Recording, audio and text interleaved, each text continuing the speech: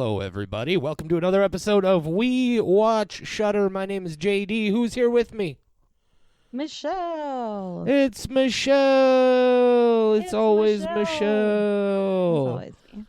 It is. Michelle, you sound a little tired.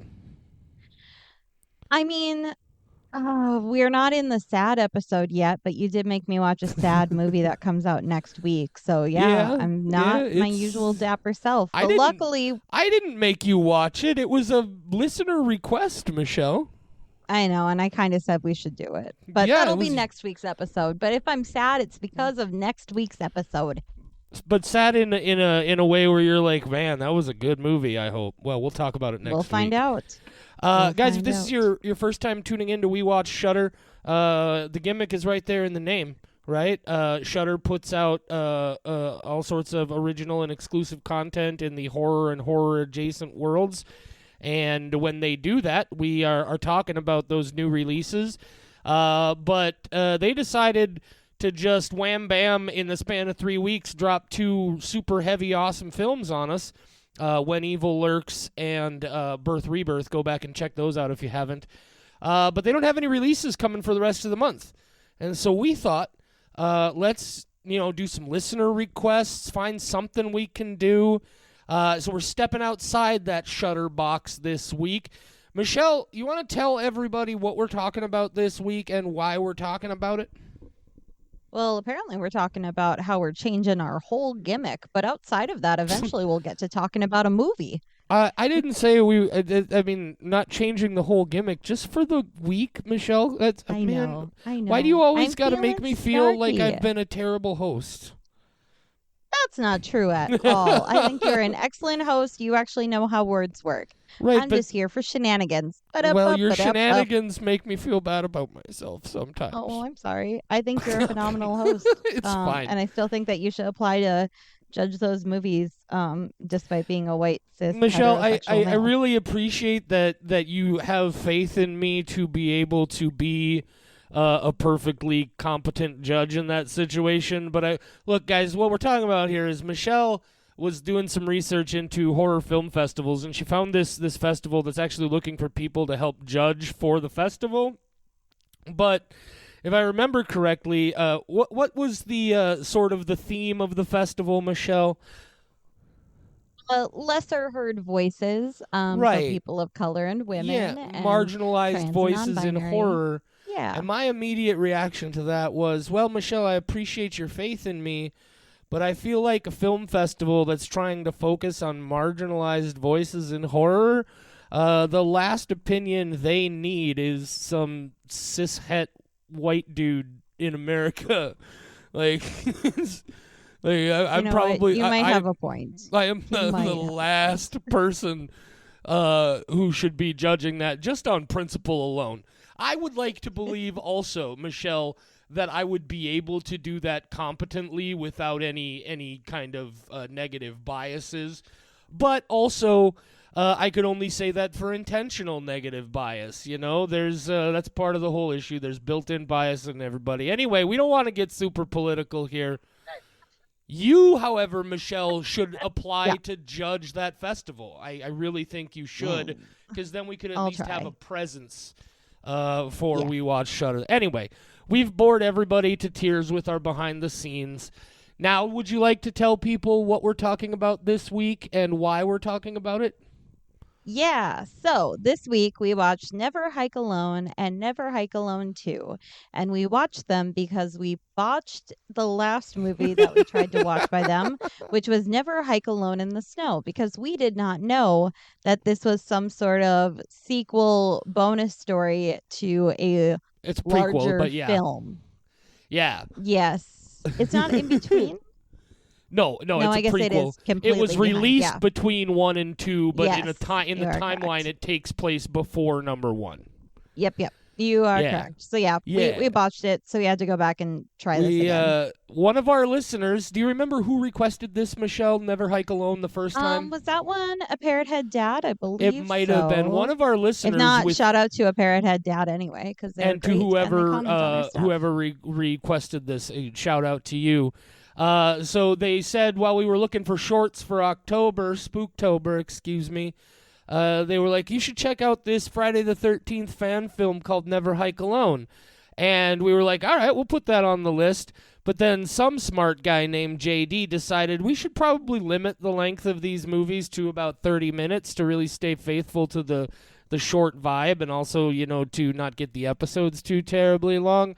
And so I realized that Never Hike Alone was an hour long, and Never Hike Alone 2 hadn't quite been released yet. But Never Hike in the Snow was only about 30 minutes, 28 minutes if memory serves. So I said, let's watch that one. It kind of hits the request, and boy, I was wrong. Not that Never Hike in the Snow was bad, it's just, again, it's a prequel that we just had no context for it. It's just nothing really that we were prepared for in a lot of ways. And so here we are, correcting a wrong, talking about Never Hike Alone and Never Hike Alone 2. If it's your first time tuning in, yes, we do always overthink things. Always. We also always. Well, I Always. do always over-explain I things. do. It's Yeah, you over-explain, I overthink. it's But just then I just don't voice mine. I'm panicked silently. it's just our dynamic, guys. That's how it all is. works It out. works great. Michelle, now that we've, Yeah. as always, thoroughly bored anybody who's tuning in for the first time and wondering what My the hell this favorite part. podcast is doing on like 167 episodes, how did that happen? Yep. Is it because, I as don't it turns out, your ratings for a podcast don't matter. They'll let you keep making it as long as you want to keep making it. You want to hit people? So yeah, Never Hike Unfortunate, Alone, yeah. Never Hike Alone 2, Friday the 13th fan films, and these are a single timeline story. Then one obviously plays directly into 2. Michelle, just quick, because I know we've talked about it in detail before. Just quick summary. What are your thoughts on the Friday the 13th franchise in general before we get into this too far? Well, they have changed a little bit. Oh, yes. Since the last time that we talked, because I don't like That's what you slashers mean. very I much. thought you meant the Yes. franchise changes quite a bit. My bad. No, I have done some research. I have put some effort in. So I have always found Mike Myers, the Canadian slasher who goes around killing Jamie Lee Curtis for some reason, him and Jason Voorhees have never been my favorite. I grew up with both of them. I never found them very scary. I was always just kind of bored. However, I have gone back and watched videos that are just the kills and no story, and that's way better. So I have changed my opinion a little bit, that if they were just kills and I didn't have to put up with any of the backstory ever, oh man, those would be really good movies.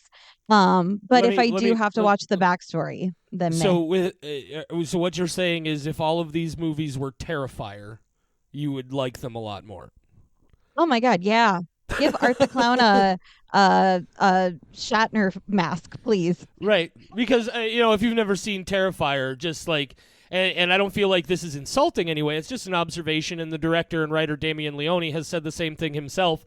That first Terrifier film, real lean on plot, guys. It's very similar actually to like the third act of most slasher films, just drawn out as the full film. Again, not a criticism in any way, just an observation.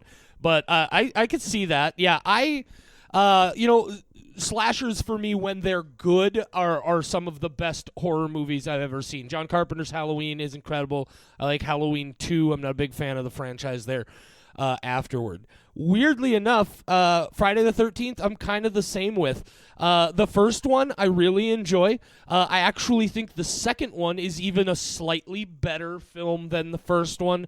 And number 2 is the one with Baghead Jason, and I fucking love me some Baghead Jason. It upsets me that we only got it in the one movie.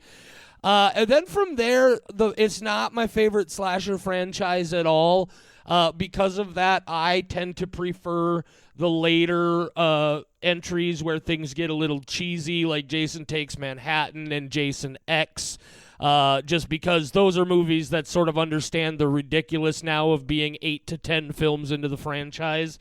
But overall, just kind of not my favorite slasher franchise. I know, obviously, incredibly popular. If memory serves, Jason Voorhees overall in all the major slasher franchises far and away has the highest body count. Are you guys Friday the 13th fans? Are you not? We're going to talk about some Friday the 13th here. You know who's fans of Friday the 13th? Womp Stomp Films, and we're going to talk about it. Michelle, you want to quickly then hit us with your spoiler-free thoughts for Never Hike Alone 1 and 2? Yeah, I'm glad that we are bunching up our ratings because I think this is kind of the same movie, just I think we can judge this as a complete work here, especially I guess I want to say the movie's each about 50 to 55 minutes long, so total it's about 2 hours, a little longer than a slasher should be, but in fairness, they said they released it as 2 movies. Yeah. Okay. So then I will say that reviewing a fan film as somebody who is not a fan of the original material did make me a little on edge. Like, was this going to be super boring? How would I feel about it? However, despite my mood changing a little bit towards Jason, I would say that this is potentially my favorite Friday the 13th movie series, whatever it is. This was really great, and it was better than everything except Jason X and Freddy versus Jason because those two are great. Combined, I'm just gonna go with a 4 for it. All right, yeah, and interestingly enough, Michelle, I don't know if it's just that we've been doing this podcast long enough or what, but I'm right there with you on this, to be totally honest. Again, not the biggest fan of the franchise, and like you, I really enjoy just the overt ridiculousness of those later movies. Jason X is so fucking dumb in all of the best ways something can be fucking dumb. And I know all of you listening know exactly what I mean. But, and again, you have to take it in that context. But as somebody who was not the hugest fan of this franchise in general, I agree with you. I think I enjoyed this more than I enjoyed most of the films in the franchise. It's still not entirely for me. There's something about the Jason Voorhees character that has just never really connected with me in the long term, as the same way some other characters have. I think it's honestly because as the franchise went on, it became more focused. It became more about Jason and how crazily he could kill people, and we started to lose just like any kind of real emotional attachment to any of the people that he was killing.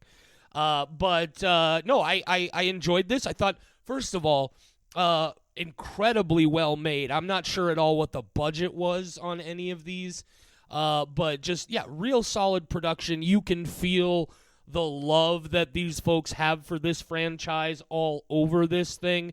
I'm decently impressed. I am going to go 3.5 skulls for these two. 3.5. You said we were right there together, and then you chose a different score I said on than our me. Thought process, Michelle. I didn't mention scores in any way, shape, or form.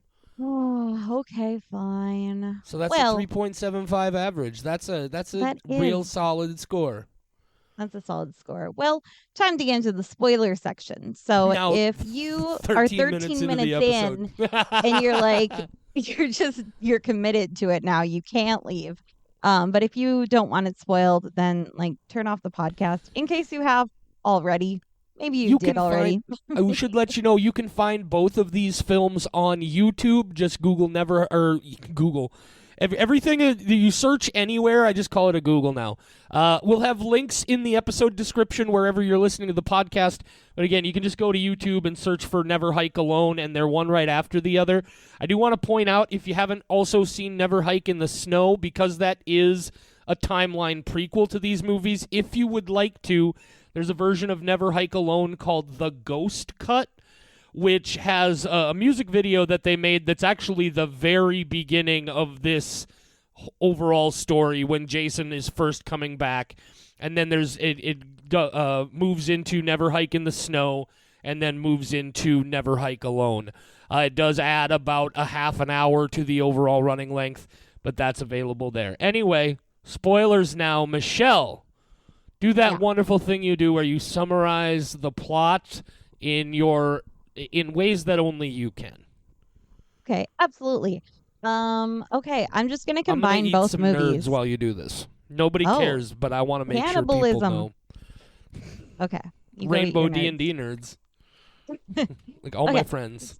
so there's a guy and he's hiking. His name's Kyle. And guess what? He didn't see the title of the movie he was in. So he's hiking alone. He didn't know any better. Poor Kyle, because then he runs into Jason Voorhees. And Jason Voorhees is like, "Didn't you read the movie title?"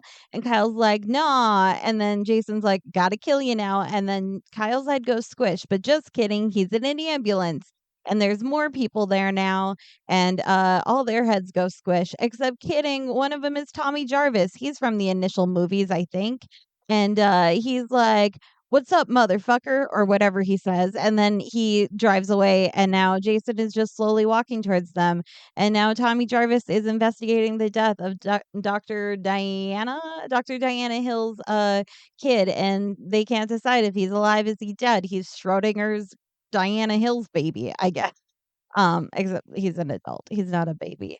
And then they're like, "We have to go figure out where Jason is." And then they watch the hiker's footage, and the hiker's footage is like, "Whoa, there's his mom." And they're like, "We have to go get his mom's body because that's what he wants." Because Jason, he's a little bit broken. And then they go and they get the head, and I don't remember what they did with it. It's not important, but it's gone. But just kidding, because Jason is not gone because he never dies. And then there's a little bubble that comes up to show you that he's still down there and he's just waiting. He's going to take those kids down. The end.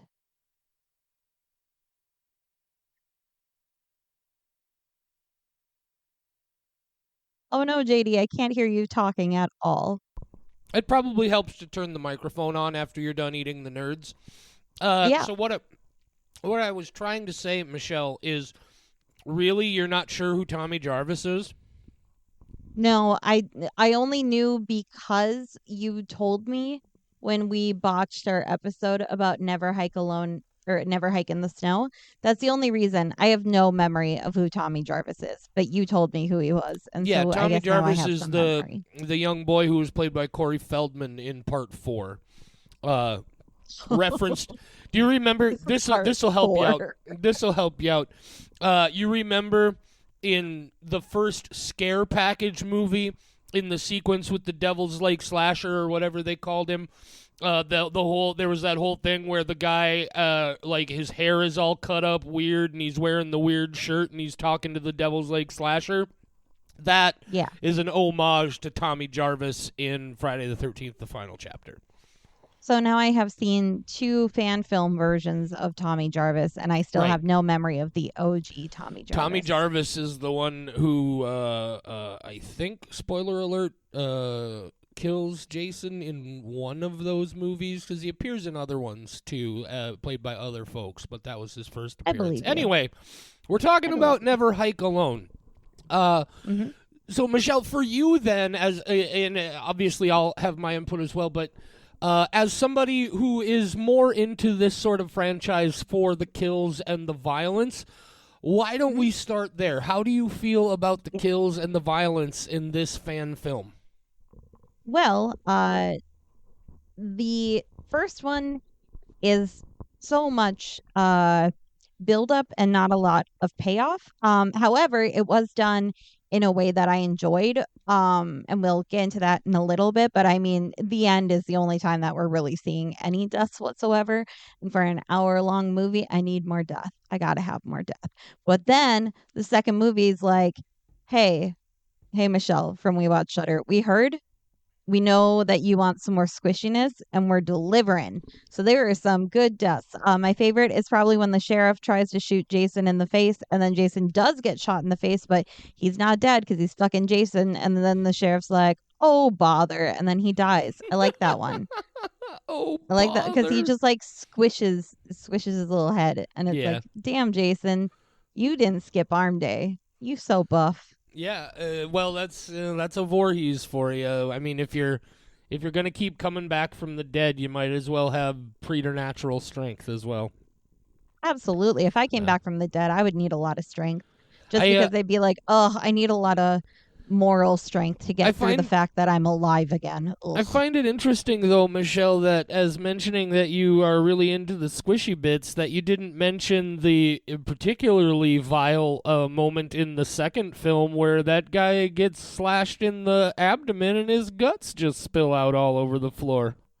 Yeah, I like that too. I'm just a huge fan of the sheriff getting squished. Well, that's there's a lot of I squishing like a going squish. on here. Anybody can machete a body open and have intestines fall out.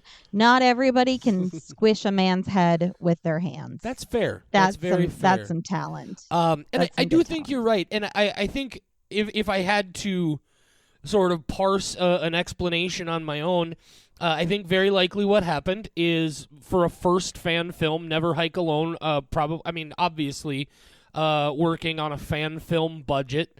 This does feel like they maybe had a couple of moderate investors and had some budget to work with, but clearly limited. And so I think they very likely did what they could with the kills in the first one. And then I'm guessing because the first one was so rad and it was watched on YouTube like 2 million times, I think it's actually up to over 4 million views at this point, they got to do a second one, and I'm willing to bet they raised a whole lot more money for the second one. And they then were like, well, we got some extra money here. We got to sort of amp up the fucking violence a little bit. And yeah, they damn sure did. This also does a thing that we've seen in some of the other fan films that we watched, where it kind of references certain things from the franchise, but just almost as like a visual reference within their own stories. They have Jason's weird lean-to with his mother's severed head in it.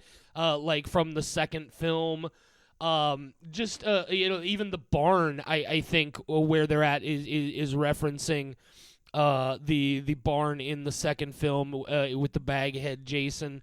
Some real really solid acting, I feel, for a low level or an indie level production like this. Just really impressive, like the passion that the folks here from Womp Stomp Films, and that would be the director of these films, Vincente DeSanti, producer Kyle Klein.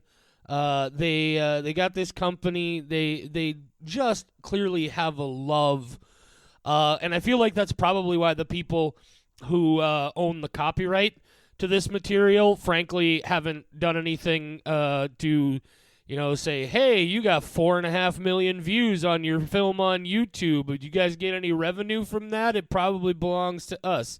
I don't know if they did get any revenue for it. But even like they made this fucking rad movie, and then nobody said, hey, you can't do that again. So clearly somebody likes what they're doing. Oh, and they did a fantastic job with both of these. Apparently, according to the Womp Stomp Films website, they at least have a plan in place for a Part 3 and a Part 4. Part 3, Jason Takes Crystal Lake, and Part 4, The Final Hike. Now, this does still call Never Hike Alone 2 the original title that was planned, which was Never Hike Again. But I will be curious to see if they are able to make more of these, and if they do, I'll definitely be checking them out. One of the points you touched on was how they haven't been, copyright strike down, smoted, right? And that's. I was very hyper aware of how this was an homage and not a recreation, especially with the music, because Friday the 13th, the main song is what everybody knows from that. It's been used in so many different pop culture references, and it's iconic. And this never plays that sound, but everything is such a good artistic interpretation of it that it feels like it could have been exactly in the original movies. I really enjoyed the atmospheric sounds that they did, the way that they had the wilderness noises in the first one. All of that felt so true to the original movies.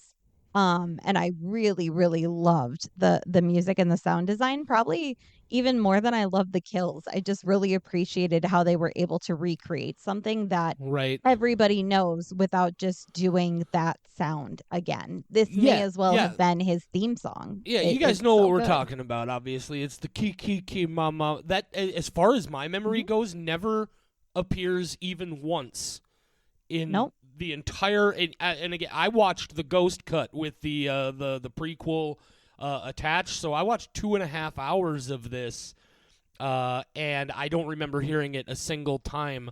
But also curiously, you don't miss it, and you're right. It still feels that like I would not be at all surprised if Vincente DeSanti has seen every movie in the Friday the 13th franchise 100 times. Like, this is a Mhm. person who clearly understands exactly the atmosphere presented in these films. Jason feels like Jason. Is very, very well done. Some even in some of the kills, like you remember, I believe it's in the first, in the first film with Kevin Bacon when he's laying on the bed, and Jason shoves the arrow up from under the bed through his neck. The arrow that Jason uses in both Never Hike in the Snow and then again in Never Hike Alone 2 is almost an identical arrow and arrowhead to the one that we see in that. So, like, detail like that, right? That's the level of detail that makes you realize these people fucking know what they're doing. I feel like the biggest compliment that we can give is the fact that neither one of us are the biggest fans of this franchise, and we liked this more than what we've seen in most of those films. Yeah, my complaints are minimal. I One would of them is that oh, yes.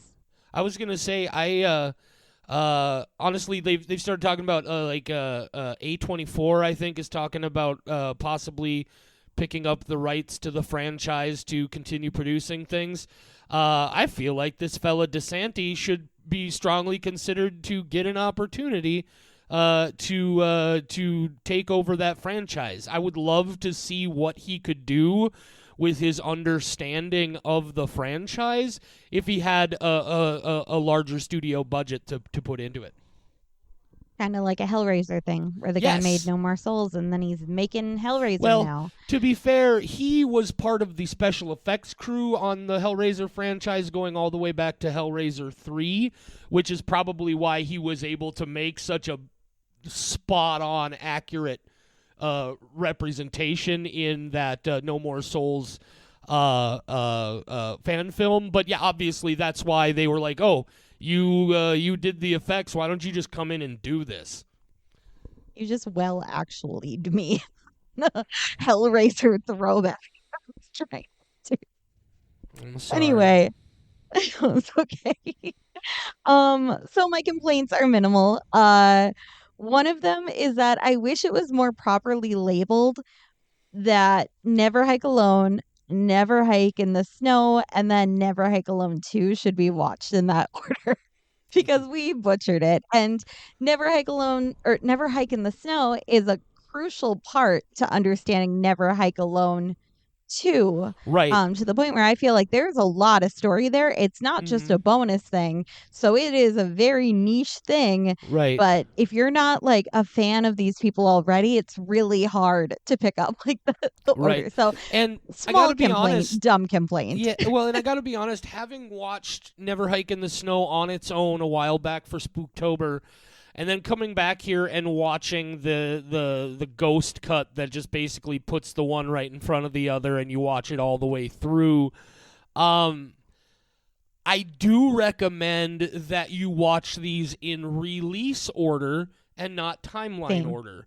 I would say Yep. watch Never Hike Alone first, but then make sure you go back and watch Never Hike in the Snow before you move on to Never Hike Alone 2. Absolutely. My second complaint, there are a couple shots of Jason's feet, and they're too small. Too small. Jason can't get his shoes at Payless Shoes or like Designer Shoe Warehouse. He needs to go to the big and tall store. And there were a couple times, particularly when that window bursts open in the second one, and Kyle's like, "Oh shit, he's back!" And he takes that big dramatic step through it. Those feet are too small. I needed like a size 17 Jason. Now, Michelle, all I can really think about now, this is the image that came into my head fully formed, and I have to see this now. Somebody out there making fan films, I need you to make a Friday the 13th fan film where Jason Voorhees has giant fucking clown shoes. Oh, I was doing the opposite. I was thinking hilarious. Like tiny baby feet, but like everything else is exactly the same. He's like a size 3. Clown shoes. And every time he walks, they squeak.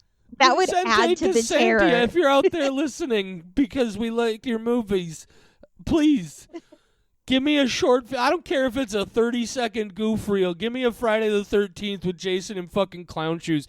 Maybe even put a red foamy clown nose right smack in the middle of the fucking hockey mask. Oh my god!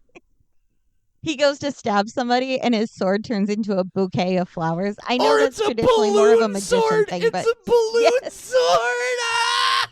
Oh my god. Oh, we are so good at coming up with movies.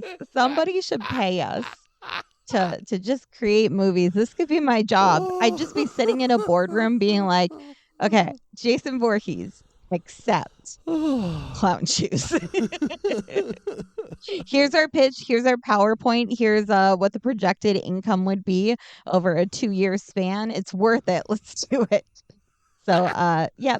Those are my very small complaints. One more thing about the cinematography. The first one especially does an excellent job of doing a handheld vlogger view a few times, not over excessively to the point where it would feel like a found footage.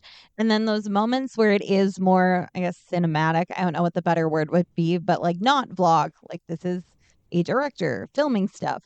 They still do a handheld camera, so it still feels homemade and like a vlog. And it never feels jarring between those two things.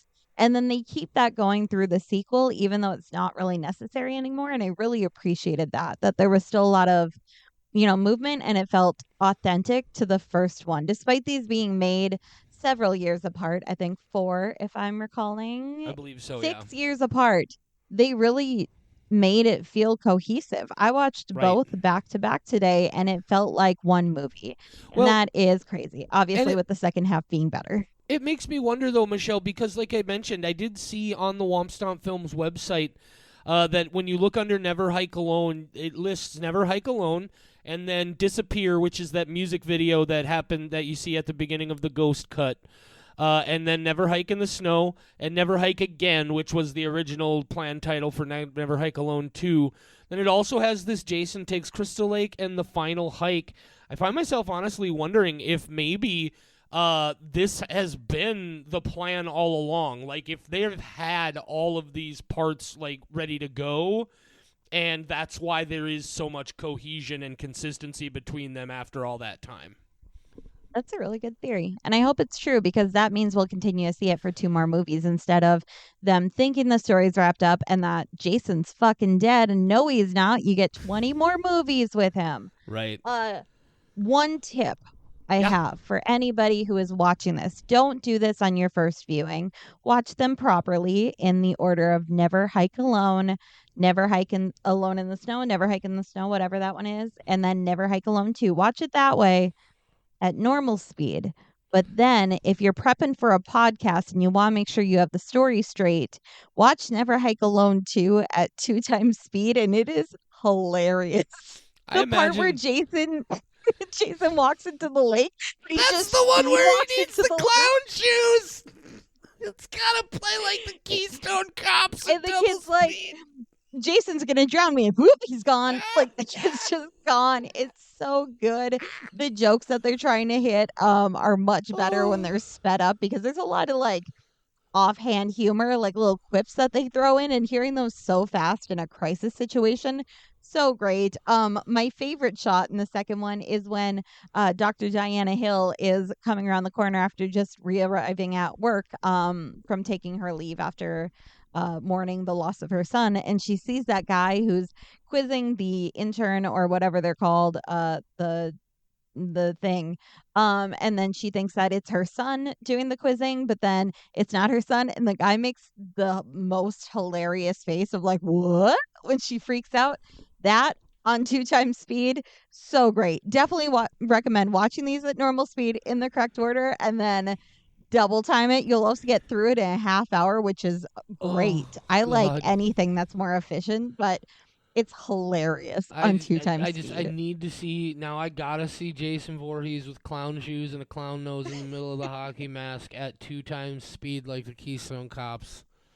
Him going into the water and then coming back out at 2 times speed is great, and I feel like it. I bet those sequences where he jumps out of the water would be fucking nuts. Yeah. Oh, he looks God. like the pool cleaner from Paranormal Activity 2, just zipping right out of there and scaring everybody. It's great. Awesome. Definitely, if you're already a fan of these movies and you tuned into us for the first time, first off, thank you. Secondly, definitely go back and rewatch it at 2 times speed because you're going to appreciate it so much more.